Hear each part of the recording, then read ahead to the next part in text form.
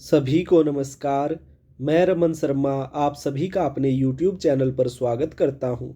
अगर आप इस चैनल पर नए हैं तो चैनल को सब्सक्राइब करें, वीडियोस को लाइक, कमेंट और शेयर करें। हमारा उद्देश्य समाज के उन नौजवान साथियों को मुफ्त शिक्षा उपलब्ध करवाना है जो आर्थिक तंगी या अन्य किसी पारिवारिक समस्या के कारण कोचिंग नहीं ले पा रहे हैं।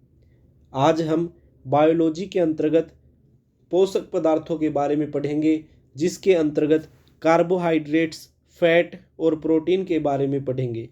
सबसे पहले हम बात करें कार्बोहाइड्रेट्स हमारे शरीर के अंदर क्या कार्य करती है। जब भी हमारे शरीर को एनर्जी या ऊर्जा की ज़रूरत होती है तो सबसे पहले कार्बोहाइड्रेट्स हमें एनर्जी प्रदान करती है। जब कार्बोहाइड्रेट का काम खत्म हो जाता है उसके बाद भी जब हमें और ऊर्जा की आवश्यकता होती है तो हमें फैट यानी हमारे जो वसा होती है, जो शरीर के अंदर चर्बी होती है, वह ऊर्जा यानी एनर्जी प्रदान करती है। जब कार्बोहाइड्रेट और फैट इन दोनों के भंडार समाप्त हो जाते हैं तो उसके बाद प्रोटीन हमें ऊर्जा प्रदान करता है। जब भी हमारे शरीर के अंदर कोई भी चोट या टूट फूट होती है तो प्रोटीन उसे ठीक करता है, यानी शरीर के अंदर मरम्मत का कार्य कौन करता है? प्रोटीन करता है। शरीर की वृद्धि के लिए भी प्रोटीन ही आवश्यक है। तो अब हम इन तीनों के बारे में विस्तार से पढ़ेंगे। समय को ज़्यादा खराब न करते हुए आगे बढ़ते हैं। सबसे पहले बात करते हैं कार्बोहाइड्रेट्स के बारे में। कार्बोहाइड्रेट कार्बन, हाइड्रोजन तथा ऑक्सीजन से मिलकर बने कार्बनिक पदार्थ है। तो क्वेश्चन पूछेगा कि कार्बोहाइड्रेट्स कैसे पदार्थ हैं? कार्बनिक पदार्थ है। किन से मिलकर बने हैं? कार्बन से, हाइड्रोजन से और ऑक्सीजन से। कार्बन, हाइड्रोजन और ऑक्सीजन। कार्बोहाइड्रेट में कार्बन, हाइड्रोजन और ऑक्सीजन का अनुपात कितना है? तो 1:2:1 होता है। नेक्स्ट क्वेश्चन, प्राणियों के लिए ऊर्जा का प्रमुख स्रोत क्या है? तो ऊर्जा का प्रमुख स्रोत कार्बोहाइड्रेट है। सबसे पहले ऊर्जा कौन प्रदान करता है? कार्बोहाइड्रेट प्रदान करता है। नेक्स्ट बात करते हैं, सर्वाधिक कार्बोहाइड्रेट किस में पाई जाती है? तो सर्वाधिक कार्बोहाइड्रेट मक्का में पाई जाती है।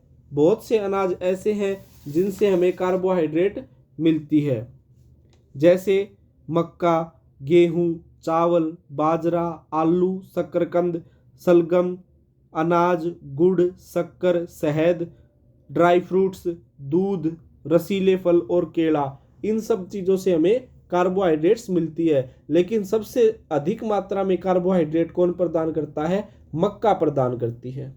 नेक्स्ट क्वेश्चन, शरीर की कुल ऊर्जा आवश्यकता की 50 से 75% मात्रा की पूर्ति कार्बोहाइड्रेट द्वारा की जाती है। हमारे शरीर के अंदर जितनी हमें ऊर्जा की ज़रूरत होती है उसका 50 से 75% हिस्सा कौन पूरा करता है? कार्बोहाइड्रेट पूरा करता है।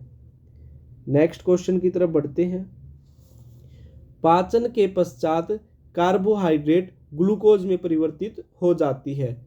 जब भी हमारे खाने के अंदर हम कार्बोहाइड्रेट को ग्रहण करते हैं तो जब हमारे उस खाने का पाचन होता है तो वह कार्बोहाइड्रेट ग्लूकोज में बदल जाती है।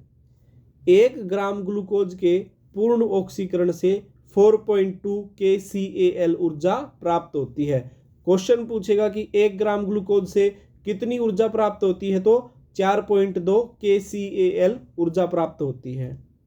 नेक्स्ट क्वेश्चन, पौधे प्रकाश संश्लेषण द्वारा कार्बोहाइड्रेट का निर्माण करते हैं। तो क्वेश्चन पूछेगा कि पौधों में कार्बोहाइड्रेट का निर्माण किस क्रिया द्वारा होता है? प्रकाश संश्लेषण की क्रिया के द्वारा होता है। नेक्स्ट क्वेश्चन की बात करते हैं, कार्बोहाइड्रेट विटामिन सी का निर्माण करता है। कार्बोहाइड्रेट जंतुओं के बाह्य कंकाल का निर्माण करता है। जैसे आपने छोटे कीड़े मकोड़े देखे होंगे या फिर ऐसे जानवर जो उड़ते हैं, छोटे कीड़े के रूप में होते हैं, उनके जो ऊपरी सतह होती है वो सख्त होती है। वो किसकी बनी हुई होती है? कार्बोहाइड्रेट की बनी हुई होती है। कार्बोहाइड्रेट डी या एल के रूप में पाया जाता है और जो प्राकृतिक शर्करा यानी नेचुरल ग्लूकोज है वह डी रूप में पाया जाता है। सबसे मीठी शर्करा कौन सी होती है? तो फ्रक्टोज यानी डी फ्रक्टोज सबसे मीठी शर्करा होती है, यह प्राकृतिक शर्करा है। नेक्स्ट, कार्बोहाइड्रेट कितने प्रकार के होते हैं? 3 प्रकार के होते हैं, मोनोसैकेराइड, डाइसैकेराइड और पॉलीसैकेराइड। इन सब के बारे में पढ़ते हैं। सबसे पहले बात करते हैं मोनोसैकेराइड के बारे में। मोनोसैकेराइड क्या होते हैं? कार्बोहाइड्रेट की सबसे सरल अवस्था कौन सी होती है? मोनोसैकेराइड होती है। मोनोसैकेराइड के उदाहरण glucose, galactose, fructose, mannose, triose. अब बात करते हैं डाइसैकेराइड के बारे में। समान या भिन्न मोनोसैकेराइड के 2 अणुओं के संयोजन से एक डाइसैकेराइड बनता है। जब 2 मोनोसैकेराइड आपस में मिलते हैं तो किसका निर्माण होता है? डाइसैकेराइड का निर्माण होता है। डाइसैकेराइड कौन कौन से होते हैं? माल्टोज, सुक्रोज और लैक्टोज। जब ग्लूकोज और फ्रक्टोज आपस में मिलते हैं तो किसका निर्माण होता है? सुक्रोज का निर्माण होता है। और जब ग्लूकोज और ग्लूकोज मतलब ग्लूकोज के 2 अणु आपस में मिलते हैं तो क्या बनता है? माल्टोज बनता है। जब ग्लूकोज और ग्लैक्टोज आपस में मिलते हैं तो क्या बनता है? तो लैक्टोज बनता है। नेक्स्ट, अब बात करेंगे पॉलीसैकेराइड के बारे में। मोनोसैकेराइड्स के कई अणुओं के मिलने से लंबी श्रृंखला वाली अघुलनशील पॉलीसैकेराइड्स का निर्माण होता है। आपको पता है कि मोनोसैकेराइड कार्बोहाइड्रेट की सबसे सरल अवस्था है और डाइसैकेराइड 2 मोनोसैकेराइड के मिलने से बनती है। लेकिन पॉलीसैकेराइड के अंदर क्या होता है कि बहुत सारे मोनोसैकेराइड आपस में मिल जाते हैं जिससे एक लंबी श्रृंखला बनती है जो अघुलनशील होती है। वो क्या होती है? पॉलीसैकेराइड होती है। पॉलीसैकेराइड से ही मैंने आपको बताया था कि कीड़े मकोड़ों के जो सख्त परत होती है ऊपर की, वो किसकी बनी होती है? कार्बोहाइड्रेट की। कौन सा कार्बोहाइड्रेट होता है? वह पॉलीसैकेराइड होता है। पॉलीसैकेराइड आर्थ्रोपोडा के बाह्य कंकाल व सेलुलोज में पाया जाता है। सेलुलोज पौधों में पाया जाता है, पौधों के तनों में, तो वह भी सख्त होता है। तो सेलुलोज और आर्थ्रोपोडा के बाह्य कंकाल में क्या पाया जाता है? पॉलीसैकेराइड पाया जाता है। और पॉलीसैकेराइड के उदाहरण क्या क्या हो सकते हैं? Cellulose, starch, glycogen, chitin. Next, अब बात करेंगे फैट और वसा के बारे में। वसा ग्लिसरॉल व वसीय अम्ल यानी फैटी एसिड का एस्टर या ग्लिसराइड्स होता है। वसा में कार्बन, हाइड्रोजन व ऑक्सीजन विभिन्न मात्राओं में उपस्थित रहती है। तो कार्बन, हाइड्रोजन और ऑक्सीजन से मिलकर वसा बनती है। और वसा में सबसे कम मात्रा किसकी होती है? ऑक्सीजन की होती है। वसा त्वचा की सतह के नीचे जमा होकर शरीर के ताप को बाहर निकलने से रोकती है। हमारी जो स्किन होती है उस स्किन के नीचे हमारी वसा यानी फैट, जिसे हम चर्बी भी बोलते हैं, वो होती है। अगर ये चर्बी नहीं होगी तो हमें तो कुछ भी टच होगा तो ही चोट लग जाएगी। हमारे शरीर के जो नाजुक हिस्से हैं उनको वसा सुरक्षा प्रदान करती है। और हमारे शरीर के अंदर जो गर्मी होती है यानी जो हमारा टेम्परेचर होता है उसे भी वसा बाहर जाने से रोकती है। नेक्स्ट, वसा खाद्य पदार्थों में स्वाद उत्पन्न करती है। जो हम तेल यूज करते हैं खाने में, सरसों का तेल हो गया, कई लोग नारियल तेल का भी इस्तेमाल करते हैं, और जैसे वनस्पति तेल का इस्तेमाल करते हैं कुछ लोग, ये सभी वसा के ही रूप हैं। तो ये चीज़ें क्या करती है? खाने को स्वादिष्ट बना देती हैं। वसा शरीर को ऊर्जा प्रदान करती है। शरीर में वसा का संश्लेषण कहाँ पर होता है? माइटोकॉन्ड्रिया में होता है। 1 ग्राम वसा से 9.3 किलो कैलोरी ऊर्जा उत्पन्न होती है। मोस्ट इंपोर्टेंट क्वेश्चन है, कई बार एग्जाम्स में पूछा गया है। 1 ग्राम वसा से कितने किलो कैलोरी ऊर्जा प्राप्त होती है? 9.3 किलो कैलोरी ऊर्जा प्राप्त होती है। सामान्यतः एक वयस्क व्यक्ति को 20 से 30% ऊर्जा वसा से प्राप्त होती है। आप लोगों को पता है कि कार्बोहाइड्रेट से मनुष्य को 50 से 75% ऊर्जा प्राप्त होती है और वसा से कितनी होगी? 20 से 30% होगी। नेक्स्ट, वसा की कमी से क्या होता है? वसा की कमी से एक तो हमारी स्किन है वो रूखी हो जाएगी, हमारे वजन में कमी आ जाएगी, क्योंकि जब फैट ज़्यादा होता है तो वजन ज़्यादा होता है और फैट कम होता है तो वजन घट जाता है और शरीर का विकास रुक जाता है। एक तो होता है आदमी फिट और एक होता है फिट से भी माइनस में चला जाए, मतलब वसा बहुत ही ज़्यादा मात्रा में कम हो जाए तो आदमी के शरीर का विकास रुक जाएगा, क्योंकि उसे एनर्जी तो मिलेगी ही नहीं। नेक्स्ट बात करते हैं, वसा की अधिकता से शरीर स्थूल हो जाता है यानी मोटा हो जाता है, हृदय की बीमारी हो जाती है यानी हार्ट डिजीज हो जाती है और रक्तचाप बढ़ जाता है यानी ब्लड प्रेशर बढ़ जाता है। तो वसा हमारे शरीर के अंदर एक सीमित मात्रा में ही होनी चाहिए, ना ही यह बहुत ही कम होनी चाहिए ना ही अधिक होनी चाहिए, यानी सही एकदम सटीक जितनी हमारे शरीर को जरूरत है उतनी ही होनी चाहिए। वसा सामान्यतः 20 डिग्री सेल्सियस ताप पर ठोस अवस्था में पाई जाती है। जब भी कहीं पर 20 डिग्री सेल्सियस टेम्परेचर होगा वहां पर वसा किस रूप में मिलेगी? ठोस अवस्था में मिलेगी। और इसी ताप पर अगर वसा द्रव अवस्था में मिलती है यानी लिक्विड फॉर्म में मिलती है तो उसे क्या कहा जाएगा? उसे तेल यानी ऑयल कहा जाएगा। अब बात करते हैं, वसा अम्ल दो प्रकार के होते हैं। पहला है सैचुरेटेड फैटी एसिड जिसे संतृप्त वसीय अम्ल कहते हैं, दूसरा है अनसैचुरेटेड फैटी एसिड जिसे असंतृप्त वसीय अम्ल कहते हैं। सबसे पहले सैचुरेटेड फैटी एसिड के बारे में बात करेंगे। इसके अंतर्गत नारियल का तेल, ताड़ का तेल यानी पाम ऑयल आते हैं। ये सबसे ज़्यादा हानिकारक होते हैं। अनसैचुरेटेड फैटी एसिड से भी ज़्यादा हानिकारक कौन है? Saturated fatty acid. अब बात करते हैं अनसैचुरेटेड फैटी एसिड यानी असंतृप्त वसीय अम्ल के बारे में। इसके अंतर्गत मछली का तेल और वनस्पति तेल आते हैं। नेक्स्ट एग्जाम में पूछा गया क्वेश्चन है, पादप वसा संतृप्त वसीय अम्ल है। क्वेश्चन पूछा गया था पादप वसा कौन सी वसीय अम्ल है? तो संतृप्त वसीय अम्ल है। सैचुरेटेड फैटी एसिड है। नेक्स्ट प्रोटीन के बारे में बात करते हैं।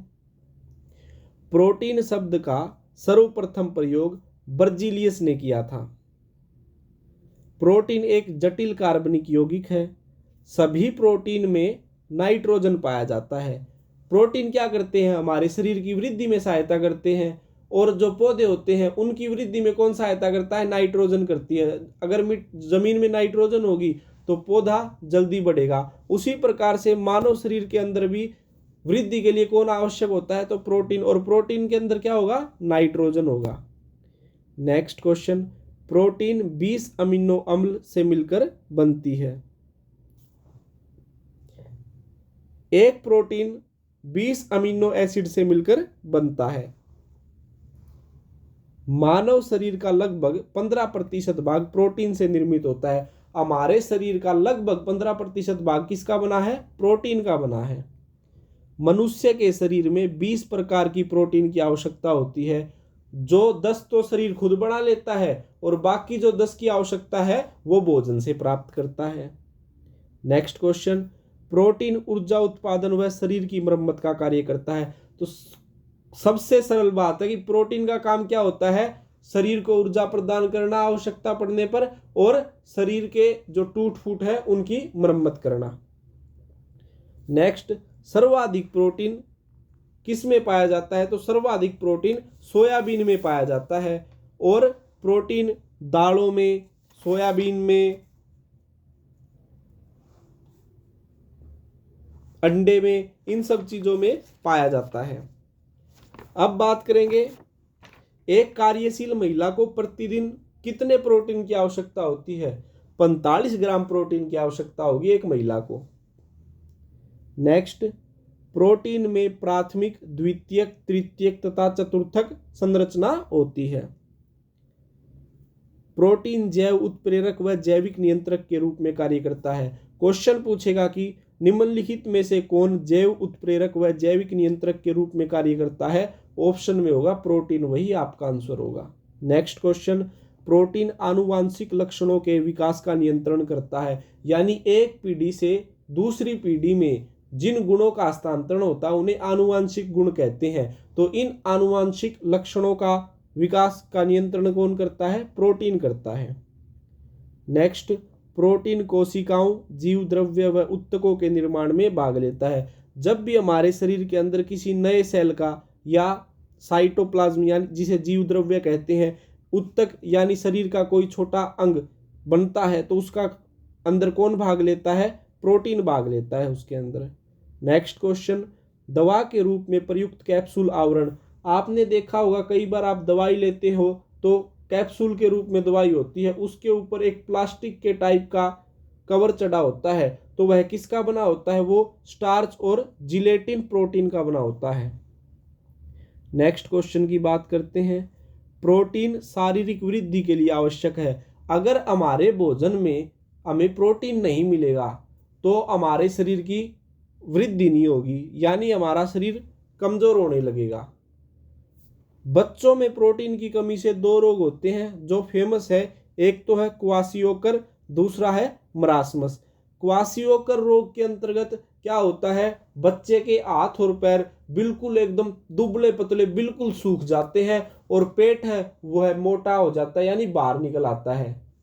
और जो मरासमस रोग है इसके अंतर्गत बच्चों की जो मांसपेशियां होती है वो बूढ़े लोगों की तरह ढीली हो जाती है। तो प्रोटीन सभी के लिए बहुत ही महत्वपूर्ण है, क्योंकि शरीर की वृद्धि तभी होगी जब हमारे शरीर के अंदर प्रोटीन होगा। अब बात करते हैं प्रोटीन कितने प्रकार के होते हैं। प्रोटीन होते हैं 3 प्रकार के। सबसे पहला है सरल प्रोटीन। सरल प्रोटीन कौन से होते हैं? सरल प्रोटीन केवल अमीनो अम्ल के बने होते हैं। वो क्या होते हैं? सरल होते हैं। सरल प्रोटीन के उदाहरण क्या क्या होंगे? एल्ब्यूमिन्स, ग्लोब्यूलिन्स और हिस्टोन, ये सभी सरल प्रोटीन के उदाहरण हैं। अब बात करेंगे संयुग्मी प्रोटीन के बारे में। संयुग्मी प्रोटीन के अणुओं के साथ समूह भी जुड़े होते हैं, यानी ऐसे प्रोटीन जिनके अणुओं के साथ समूह यानी ग्रुप जुड़े हो वो क्या होते हैं? संयुग्मी प्रोटीन होते हैं। संयुग्मी प्रोटीन के उदाहरण क्या क्या होंगे? क्रोमोप्रोटीन और ग्लाइकोप्रोटीन। अब बात करते हैं व्युत्पन्न प्रोटीन के बारे में। व्युत्पन्न प्रोटीन प्राकृतिक प्रोटीन के जलीय अपघटन से बनते हैं, यानी जो प्राकृतिक प्रोटीन है जब उनका जलीय अपघटन होता है तो उससे क्या बनता है? व्युत्पन्न प्रोटीन बनते हैं। और व्युत्पन्न प्रोटीन के उदाहरण क्या क्या होंगे? पेप्टोन, पेप्टाइड, ये सभी क्या होते हैं? व्युत्पन्न प्रोटीन होते हैं। तो आज हमने कार्बोहाइड्रेट, फैट और प्रोटीन के बारे में महत्वपूर्ण प्रश्नों पर चर्चा की। आशा करता हूं आपको यह वीडियो अच्छे से समझ में आ गई होगी। धन्यवाद। जय हिंद, जय भारत।